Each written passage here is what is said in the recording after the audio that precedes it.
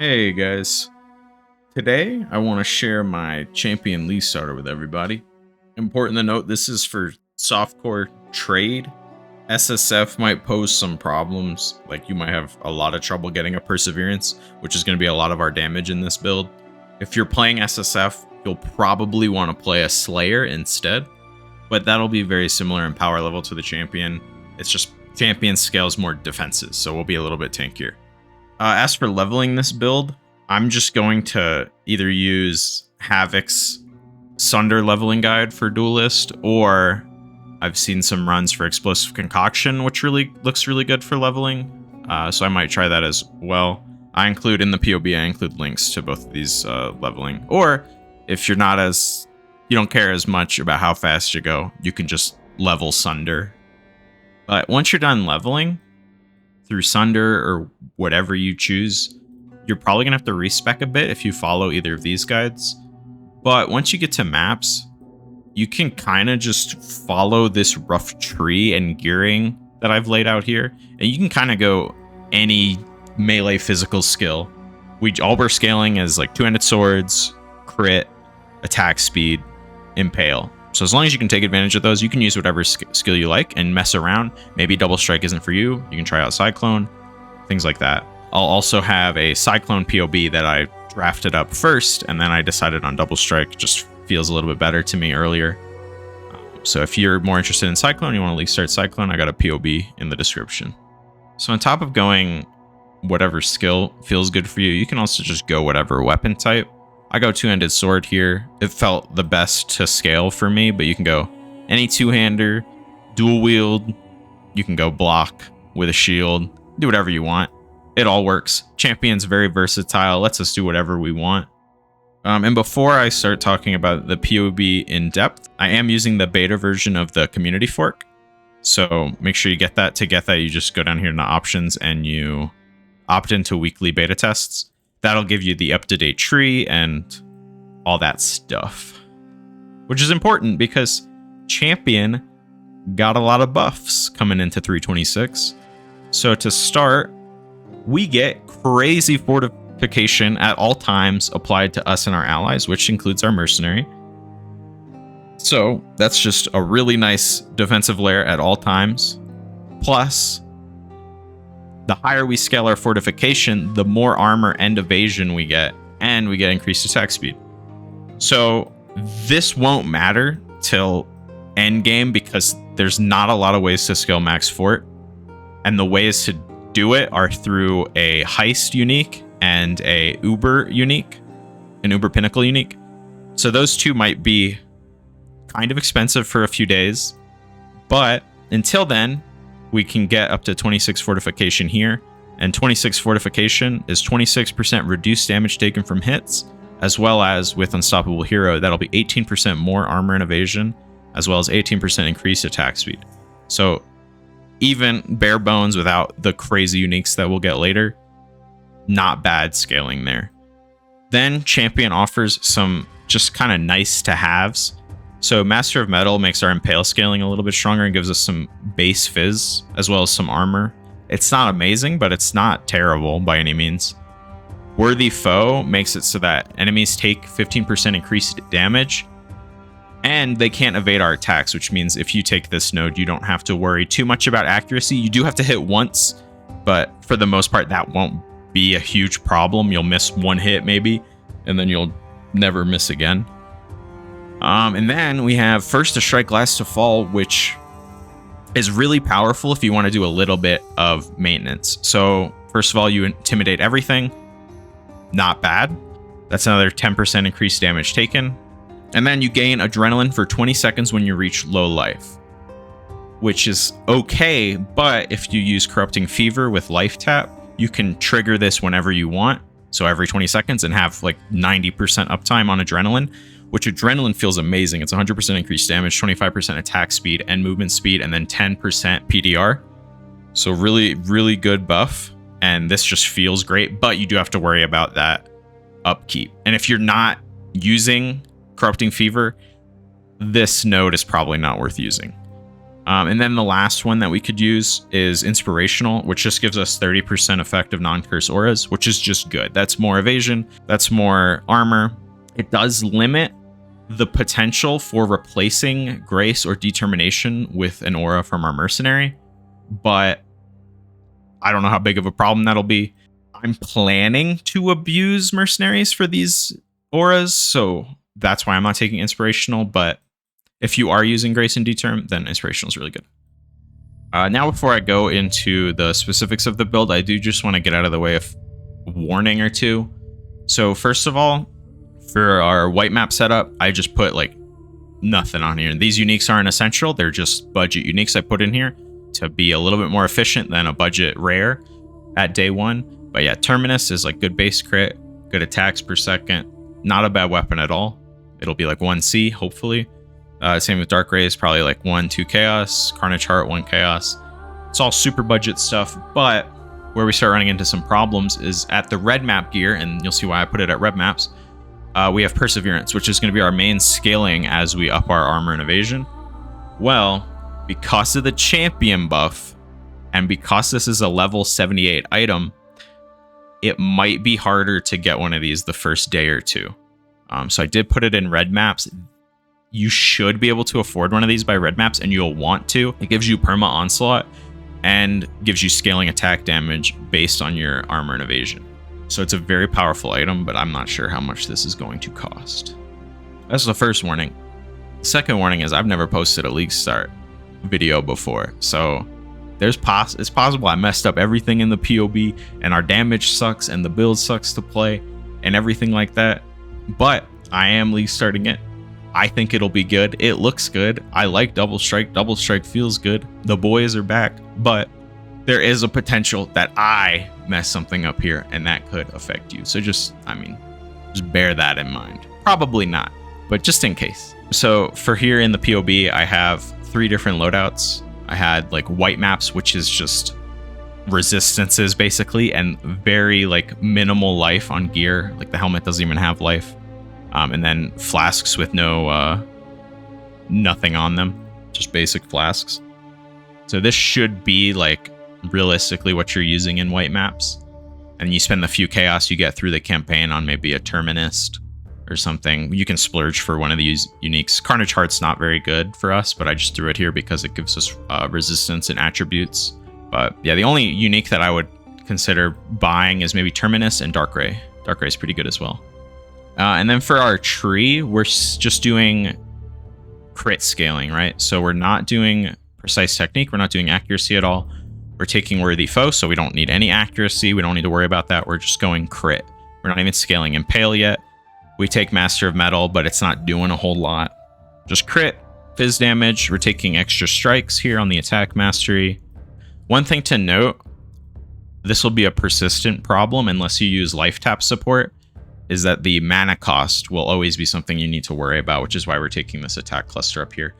If you are struggling with mana, make sure you have the mana leech, and then make sure, you can grab an extra reduced cost here if you want. Alternatively, there is one here, which isn't bad, and then there's one up here as well if you want that. I put these in the red map config because I'm not sure when we'll get them. But there is a veiled modifier, a prefix that you can craft on rings. Non-channeling skills have -6 to 7 to mana cost. And that's really, really good for helping with our mana sustain, but I'm not sure because you don't get veiled mods from veiled items anymore. You get them from the end of a map, and I'm not sure what tier map this will be locked behind.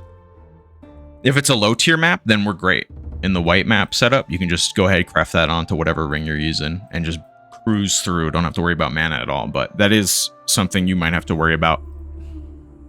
Worst case scenario, you just come in here, take off close combat or brutality, throw in Lifetap. You'll do a little bit less damage, but you won't have to worry about that at all. You can take these notes off as well if you want. And then on top of that, when we get to maps, nothing matters a whole lot because we're not going to grab the Unstoppable Hero yet. That's going to be our 4th node. So the values of our armor and evasion don't matter a ton, but obviously they do make you tankier. So I would stick in Determination and Grace when you get to maps. You could replace these with Pride or whatever if you want, because we're not using Perseverance, so it's not a huge deal, but you might die a little bit more. And then if you grab this wheel here and this Mastery, 12% mana reservation efficiency, you should be able to fit in Flesh and Stone, which is nice. It's just 17% more damage taken on the enemies close to you. So that's not bad at all. Then we're going Assassin's Mark, Mark on Hit. That gives us higher base crit here when hitting uniques and rares. And then we're going to go Mark on Hit, Lifetap. Lifetap is just to make sure we don't have any mana issues, because we only have 26 mana. If we remove that, we cannot even cast Assassin's Mark. Then we throw in Blood Rage. Blood Rage is just always good to have an attack build, and it gives us Frenzy charges while mapping. Then we run Precision Arrogance. I always like doing Precision Arrogance because we have like a decent... You should have a decent life pool at this point, and we have pretty good defenses with Fortify. So you should be able to fit this in, but if you are dying, you can either drop this entirely, or you can lower the level, get a lower level Precision, and drop Arrogance, and then that'll use your mana instead of your life. But do note, Precision is a flat mana reservation, so it can be a lot more brutal than percentages. So if you do want to drop Arrogance, you might have to drop Flesh and Stone. And then we'll see we have like 120 in this setup. So just things to keep in mind. But Precision is good. It gives us accuracy and crit, which obviously we don't care about the accuracy here, but we do, the crit is very just free almost. Then Vol Molten Shell, cast more damage taken. Molten Shell is just a buff that takes your armor and gives you a big damage absorption shield, so not bad when it does trigger. And the level of these kind of matters. At this point, I thought like a level 10 and a level 13 would work, because as cast more damage taken levels up, you have to take more damage to trigger the supported skill. So at level 10, it's 1300 damage. I figured that would be good enough, hopefully. And then in the later configs, we'll up the levels of these. And then D-Term. And then for our movement skill, we want to use Leap Slam with faster attacks and Lifetap. Again, Lifetap so we don't have mana issues. And I always hate when I'm using Leap Slam without Lifetap. And like, let's say you die. Let's say you die in a map halfway through and you got to get back. Well, you have 30 mana and your Leap Slam uses 8. And you keep running out of mana on your way back to where you died in the map. It's just a real pain in the ass. So I just like to link that to Lifetap just to be safe. And then Frostblink. This is really nice for if you Leap Slam and then Frostblink, it's just a little bit faster. As well as when you're attacking, Leap Slam stops your attacks and then you continue when you land. So it's like a brief interruption in your DPS. But if you're about to get hit by something like a boss attack, or you just want to move to another pack, if you Frostblink, you'll just keep attacking. So it feels really good to just Frostblink between packs. So I like throwing that on there. And then, yeah, for our main links in Double Strike, we got Close Combat. It's pretty good damage. You got to be close to the bosses when you're fighting them, but that's fine. We're doing that anyway. And then it makes your movement skill faster after you're finished attacking, which isn't bad. Multi-Strike for more hits. And then Brutality, because we don't care about elemental and cast damage. It's just our best support at this point. And then going into red maps here, we start taking the Impale nodes. So we cap our Impale chance. We take a little bit more Leech here, and I grab the Leech Mastery. This got nerfed this patch. It's going from 10% to 5% instant Leech, but it should still feel really, really good. And then going into red maps, I'm hoping that we finish our Uber Lab and we can grab Unstoppable Hero. So this lets us get Perseverance. So now we care more about armor and evasion and how high we get those values. So I'm taking these nodes here, as well as you can potentially take these as well. They're really good. They give you onslaught effect and armor and evasion, so just scales our attack speed a little bit more. And then for our items, going into red maps, just gear's just a little bit better. I kept the dark grays because they're still good. We're still gonna have 6 frenzies with these, so that's like decent movement speed, decent evasion. They're just a good pair of boots. And then in red maps, I'm assuming you bought some garbage corrupted 6-link for 20 chaos, but it's got your colors and it works. I'm assuming that you have that. So for the body armor, I put no stats. It's got some armor evasion, which even that is a little optimistic that you get something with stats or defenses you even care about. But that's what I put there. And then I started using Eldritch Implicits. I'll go into what you want for those in a little bit here, but one really good one is reduce mana cost of attacks on your helmet. That'll help with the mana sustain when you're attacking. Just slightly better gear than white maps. And then I put the non-channeling skills mana cost on the rings. And then for the skills, everything, I believe, yeah, everything remains the same. I just upped the levels a little bit. You're going to want to go for 20 quality on Double Strike as soon as possible because it's 20% chance to deal double damage to bleeding enemies. So not only does Double Strike have the built-in 25%, but then we also grab this wheel down here because it's 180% crit or something crazy like that. So we have a really good chance to bleed. So that's just 20% chance to deal double damage. So you want to grab that quality as soon as you can. You can either do that with GCPs or through running lab. If you're lucky in your Uber lab, you'll get a like big quality dump and you just put that on your Double Strike because that's our biggest increase of damage from quality. And then we're going to add, going into our 6-link, we're going to add Melee Fizz and Impale. Impale helps us cap our Impale chance as well as giving us a good amount of Impale effect. But besides that, yeah, the links remain the same. And then going into our more like end game setup, there's a few things I want to point out. So first of all, there's these uniques I was talking about earlier. There's the Celestial Brace. This drops from Uber Searing Exarch,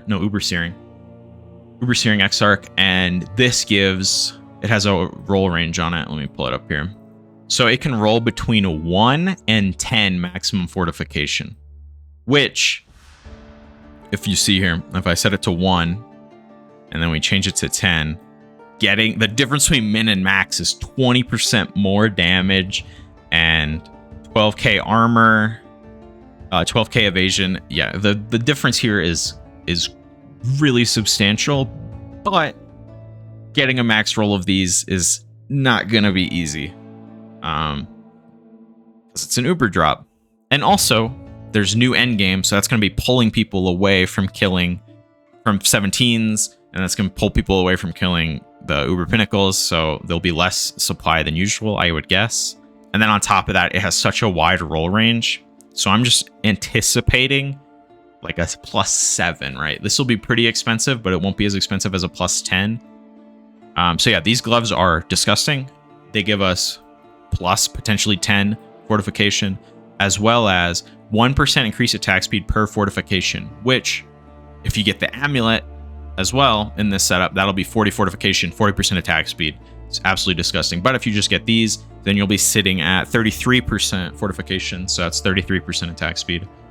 But absolutely disgusting. Best in slot gloves easily. And then we have the Heist Unique, the replica badge of the Brotherhood.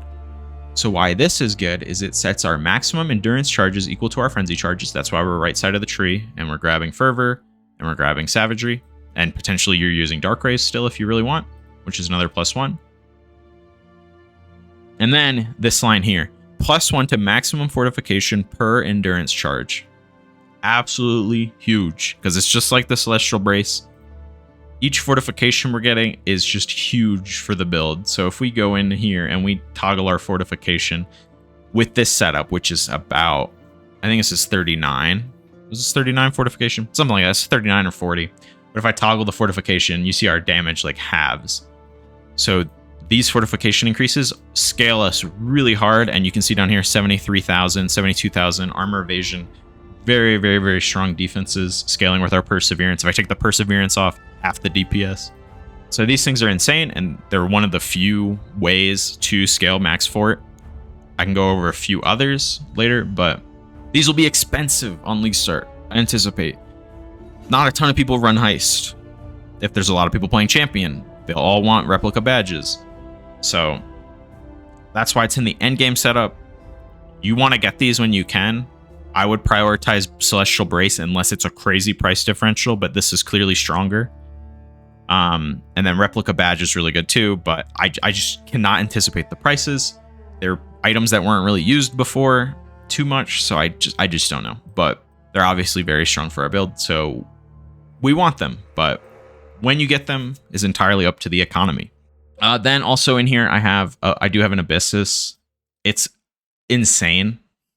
You do miss critically on the reduced mana cost of attacks from the implicit here, but if I go here, Abyssus will give us 30% more damage. Obviously, Abyssus is insane. We take increased damage with it equipped, increased physical damage, but if you're tanky enough and you got enough setup, you can definitely go this for a huge damage boost. But across the board, we've just got better gear. The sword's got T2 percent increased fizz, T2 added fizz. It's got a T2 crit roll, and then crafted attack speed. Something I could see being totally manageable for like a few divine, maybe 5 divine or something, but it's not absolutely min-maxed. Same with the rest of this gear. It's just like pretty good defenses, good life, good res. That's all you're really going for because we need so much armor and evasion to scale our perseverance.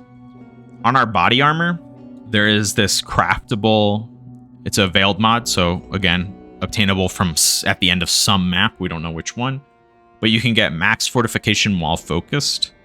So focus has, I think, an 8-second cooldown and it lasts for 4 seconds. It's just a button you press. And if that's not a problem for you, if you don't mind hitting that button, +7 fortification is a really good reason to hit that button. So if you're hitting focus here, it's giving you, I'm going from 14.7 to 16.9. So that's like 15-20% more damage for focusing. So would help with like tankier rares and stuff. Just a nice button to press if you don't mind it. If you don't like that, do not get the mod.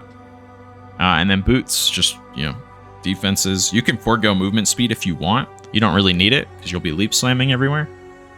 You just get more defenses, more armor evasion. And then for the rings, I just used them to cap my res. If your res is looking good because you got like a really good pair of boots or something, then you could lose some res, get some attack speed maybe, or you can drop a res and get like added fizz and maybe it'll be cheaper or something like that. But yeah, really just fill your reses. On the base pieces, the helmet, body armor, boots, gloves, before you get Celestial Brace, make sure you get good defenses, good life, good res, as well as, if you want, probably a good idea, get spell suppression on some of these pieces, and then you can grab Entrench over here. You can go up here and grab Inveterate. And then, if you really need it, if you don't have enough spell suppression on your gear, you can grab these, and that'll help you get spell suppression capped, as well as the mastery here, Lucky. If you don't have 100%, Lucky will help push you up a little bit. So that is an avenue you can go if you want to. And the more you get on the gear, obviously, the less you need on the tree. So, and then for the flasks, the best prefix, obviously, is gain a charge when you deal a crit. Really good for flask sustain on bosses and stuff like that. And then we just go a granite, a jade. These are essential. You'll need these all the time, just because we care so much about our armor and evasion. Diamond Flask is quite nice for hitting crit cap. And then this 4th flask slot is kind of a flex. You can do whatever you want with it. So you can do a Quicksilver if you do care about movement speed. You can go like a Ruby, Sapphire, Topaz Flask. If you're, like, let's say you're fighting Searing Exarch, maybe a Ruby Flask you could slot in. Bismuth, I would never go. We don't need a Silver Flask because we have Permanent Onslaught from the belt. You could even go a Gold Flask if for some reason rarity is super important in this league. But what I like to do is, for example, if I disable the Stibnite here, you'll see that there's quite a big differential in our armor and evasion. And based on perseverance, it scales off of our lowest of the two. So we'd only be scaling off of 60k instead of 72k. So what you can do is you can fix your defense differential by using a flask. So here I'm using Stibnite to raise my evasion. And in this config, it just happens to perfectly go up to 72k. And you can see what that does to our damage as well. We get like a nice 1 million damage here from balancing out our defenses. So yeah, you can use a Stibnite or a Basalt to do that if you want. Or you can also just go the Consecrated Ground increased damage flask as well. You can go unique flasks. So you could go like a Lion's Roar. Or you could go like Bottled Faith, would be really good. But yeah, you can really do whatever you want with this flask slot. And then the things that I've changed in the skills here is just go for Awakened Gems of the ones that are already present. And then also qualitying up a lot of things. So things that really benefit from quality would be Assassin's Mark. The quality gives you a chance to gain a power charge on hit. So this would be power charge sustained for bossing. So that's pretty important because we don't have any other source of power charges. Blood Rage gives attack speed. Molten Shell gives duration. Leap Slam doesn't give anything, but faster attacks gives more attack speed. So if you want to move faster. And then obviously all your links will benefit from quality. But you can just flip these, except the awakened ones. You can just level them to 20, and then you vendor them with a GCP, and that'll set them to level 1, but with 20 qual. And I would recommend doing that for all the supports in the build, or at least all the ones that do something. All right, and then the tree, there's a few things going differently here. So I've opted into going for this mana cost reduction wheel here, just because it's just so brutal how much mana these attacks cost now. Again, if you find another solution, or if you use Lifetap, you don't need to do this. And if you're not coming up here, then like just don't go up here at all, because all we're taking here is just supplemental life. Then another difference is in this PoB, or in this config, we're using this rage on hit node to just get 1 rage on hit. It's not reliable, but it is certainly a damage boost. And if you're attacking a really tanky rare and you're fine just attacking it with no break, you will ramp damage slightly, because it's 1 rage every 0.5 seconds. So to hit max would take 15 seconds, which is a long time, but it can benefit you. So it's for 1 point, it ends up being like, you know, like 10% more mapping damage or something. So I think that's worth it. But if you come over here, you can grab 1 rage on melee hit, 2 rage on melee hit. So now you're getting 3 every 0.5 seconds. So you're ramping much faster. The rage loss starts a second later. So I think it's 2 seconds. Now it's 3 seconds before you start losing rage, which helps for mapping, and you'll sustain it throughout. And then we get 6 max rage, which is 6% more damage. I do like this rage wheel. It is just kind of out of the way, so I do grab it over here. But if you don't want this stuff, you can remove this node. And then if you don't want this rage, you can remove this node. And then you can take this one back and just suffer from the slower ramp times and stuff like that. And then another big thing we're doing here is we're using a Lethal Pride. So I got a Lethal Pride here that is like not good at all. What we're looking for is this +1 to maximum fortification. If you see that mod there on the bottom, you can get that on multiple of the notables that we're already allocating. And that is huge if you can do that, because obviously you know what 1 max fortification does. It's 1% less hit damage. It's 3% increased attack speed. It's 3% more armor and evasion. So each fortification is very, very valuable, and there's limited sources of these. So the Lethal Pride can roll up to like 8, I think, on a few seeds, but that is going to be exceptionally rare. If you pay like, you know, like 1 div, I would expect to get maybe 1, and then either you get lucky or you find one for 10 div, 5 div. You can maybe get 3 or 4. Obviously, that's really good, and you can do that if you want. And this is the best place to put it. You could also put it up here as well. That would cost you 2 points, but you'd have a much lower selection of notables to get it from. So it's going to be harder to find a good one up here. But if you do, then certainly go for it. And then down here, so since we're using Replica Badge, we need a way to sustain endurance charges through the whole game. Because if we drop our endurance charges, we drop our Fortify, which is really bad. So I like taking these 4 nodes here. This gives us a good bit of damage because we get attack speed, and then we get damage per frenzy charge, as well as evasion, which is really nice. And then you can take this mastery here, Charge Mastery, 100% increased charge duration.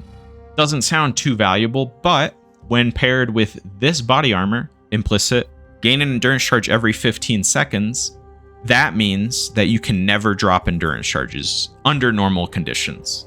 So that's pretty good, but 15 seconds per endurance charge, we're talking about a 1:30 ramp up time. Well, that's why I slot in the Enduring Cry. It's just to jump start it. So you can Enduring Cry till you hit max, and then the body armor keeps you capped through your mapping and your bossing. Everything should be good. There's multiple ways to sustain endurance charges, but they're all kind of annoying. I have them detailed here in the notes if you care. Discipline of the Unyielding, that's this here. That gives you an 8% chance to gain an endurance charge on kill, which obviously won't work on most bosses, so not perfect. But if literally all you're doing is mapping, this you could get by with just this. Then we have Ralakesh's Impatience. the boots, these got nerfed coming into 326 or changed. Actually depends what perspective. For some people, they got buffed. For us, they got buffed. Now, instead of giving max charges of all charges, they only give max charges of one. So it'll either be endurance, power, or frenzy. But then on top of that, they now roll movement speed as well as corrupted blood immunity. So for our use case, it's actually kind of a buff. So you could just use these just in a pair of endurance charge Ralakeshes, and you'll just always be at max endurance. You don't have to worry about it at all. But that is our boot slot. And Ralakeshes are usually very expensive. So keep that in mind. Then there is up here. Where is it? This, Smashing Strikes. It's a staff node, but if you ignore the top two mods, 10% chance to get an endurance charge on melee crit. Well, we're critting a whole lot, so that's pretty much just solves it by itself. But the downside of that is I'm anointing Frenetic, which is the +1 frenzy here, so you'd have to actually path up and grab this if you want, or you can just take the -1 max. But that'll just keep you capped for everything. It's perfect, or the way that we're doing it here. And that's important. If you're going to use Replica Badge, you do have to solve your endurance charges because you need them at all times. While I'm here, I'll just go over a few other things in the notes here. So I linked to some leveling methods because I'm not an expert at that, so I will trust the experts on that, as well as linking to a GitHub page where I'm going to store my builds, and this will be a Cyclone build, which is very similar tree and gear to this. So if you like Cyclone, or if maybe you want to go double strike, and then once you get a little bit later and get a little more currency, you want to transition to Cyclone, this will be perfect for you. I go over the ascendancy order for leveling. First to strike, last fall. Adrenaline feels amazing. But yeah, this is kind of the order we care about here. We want Unstoppable Hero last because we can't really take advantage of it until we start getting gear. For auras, Grace, Determ, Flesh, and Stone. But because the mercenaries can roll auras, this is kind of volatile, right? We can potentially, I don't even know, if you can get a mercenary with Grace and Determ, that would be crazy. You can slot in Pride and Haste, like you could go crazy. But these are kind of the auras we want, depending on your mercenary, depending on how all that works. You want to mix and match, but this is your core setup until the mercenary changes that. Generating endurance charge, we went over that already. For mercenaries, there's actually a cool mod that they teased. So on some mercenaries, their items will roll exclusive modifiers. So for one of them, they showed a helmet mod with nearby enemies take 1% increased physical damage per 2 fortification on you. So as a fortification stacker, this is very, very strong. In the endgame setup, this will be 20% increased physical damage taken to all enemies near you. But nearby allies count as having fortification equal to yours, which means our mercenary is also walking around with 40 fortification. And if you give him this helmet as well, you could maybe get 40% increased phys damage taken. I don't know how rare these mods will be. And then I don't know how good the rare rolling will be on top of this. So it might be very, very hard to get a good helmet with this mod. You might have to fracture or do some recombinating. I'm not planning for it, but it is a thing that exists and seems very, very promising. And then I just wanted to kind of go, this is something I am going to use, so I figured I'd detail it out for anyone else that would use it. But I go through each slot and kind of just give a breakdown of what we're looking for, some uniques that could possibly fit in there as well. I also go through for like the weapon, if you're trying to min-max it, some like influence suffixes and stuff like that. For the core pieces, I go over the Eldritch implicits that we would want to go for. And yeah, just a general gear overview. Down here for the jewels, I did go through the Lethal Pride and take out the like nodes that would do something for us. Obviously, number one is max fortification, but there is other really good stuff in here, like chance to deal double damage, multi crit chance. Then I went through the Watcher's Eye mods, got some pretty good ones for us. So impales you inflict less 2 additional hits while using Pride. This is really, really good, but it does rely on you using Pride, which would mean you would need your mercenary to get Determ or Grace, or You could use an Enlighten, or you can get a helmet mod for reservation efficiency, and you would just need enough reservation efficiency to fit Pride in instead of Flesh and Stone. But yeah, this Watcher's Eye mod is really, really good for us. Then there's also a few really good ones for precision, like crit multi and attack speed, PDR for D-term, chance to spell suppress with grace, movement speed with grace if you want that. And then I went through basically the Slayer nodes, because Gladiator doesn't really have much to offer us, but the Slayer nodes that you could get with the Forbidden Flame of Flesh, and I do a little breakdown down here. And then on top of that, you can always get a Forbidden Flame Flesh for what we are taking, what Ascendancy nodes we're taking, and then you just take another one, because there's so many good choices in here. And so that's the notes. Make sure when you're navigating the PoB and switching between setups to use the loadouts here at the top. That'll change the tree, the skills, the items, the config. It'll change it all. So you don't have to finick with all that. You just go between the different setups if you want. Something to note as well, Inspiration and Worthy Causes do have banner interactions. I just don't enjoy banners. Since the banner rework, I just don't really like banners too much. They seem kind of weird. It's not very intuitive for me. I don't mess with that. But banners are a good source of damage. So if you do like banners, you could potentially take these nodes instead of like this, maybe even, I don't know what would be worth it.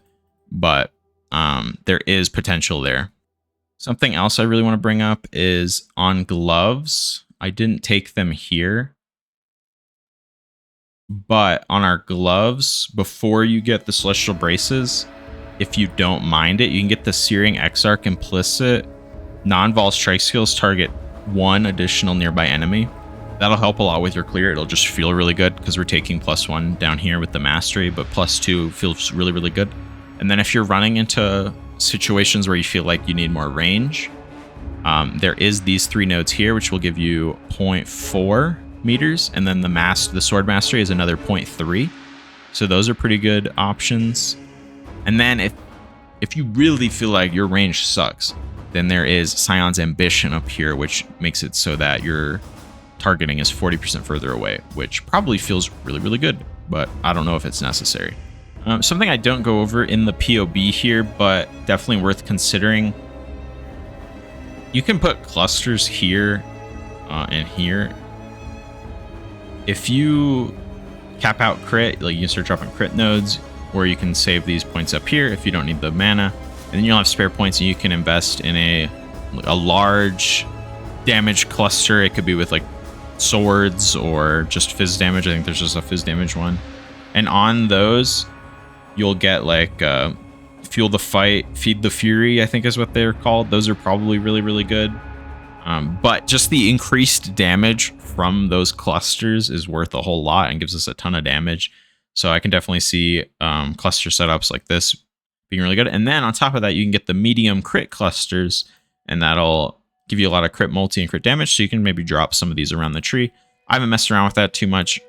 Clusters are usually like annoying to roll, and I've been playing SSF lately, so they're not in my mindset, but they're really good. Potentially worth looking into if you get to the point where you need to. I also want to point out the potential Annoints we can go for. So Frenetic is the +1 maximum frenzy. I wouldn't go for that unless you're using Replica Badge. I don't think it's worth it without. Marked for Death gives you Culling Strike against marked enemies. That's pretty good. Disemboweling is really, really, really good for us. That's the node up here. But it uses a golden, so not the cheapest thing ever. And if you're going for a Replica Badge, you're going to replace your amulet eventually anyway. And then Kinetic Impacts. This is probably the best Annoyant because it's pretty cheap and it gives us quite a bit of damage. So that's the one I would recommend, but you can mess around. Also, if you want to look for an Annoyant, if I hit Annoyant, I can sort by different things. So if I want to sort by full DPS, first you have to go to skills, double strike, including full DPS. I'll do this automatically, hopefully, for you. But yeah, you go to your amulet, you hit Anoint, and then you can sort by full DPS. It'll do a calculation here. And then you can see Marked for Death, Disemboweling, Kinetic Impacts. It'll tell you in descending order what's best for your criteria here. So if you're looking for an Anoint and you don't want to get the ones I've listed, there you go. Hopefully this video is helpful if you're trying to play a champion at least start and you just didn't know where to start. Yeah, again, you can use any skill with this, any weapons. Champion's just a really, really good platform. It's got good tank. It's got good options for solving different things. It's got really good impale support. So it should be good for a lot of different builds. I'm going to be running this at least start. If I missed anything or if you have any questions regarding the build, don't hesitate, hit me up. Maybe I'm streaming, maybe I'm not. If I'm streaming, you can hop by the stream and you can ask a question there. But yeah, please criticize away. I want to get better at this. I want to improve this as well as best as I can before league start. So if I missed anything, if there's any crazy tech I forgot about, just let me know. I'll update it. Appreciate you guys watching. Thank you very much. Have a good one and have a really good league start, I hope, for everybody.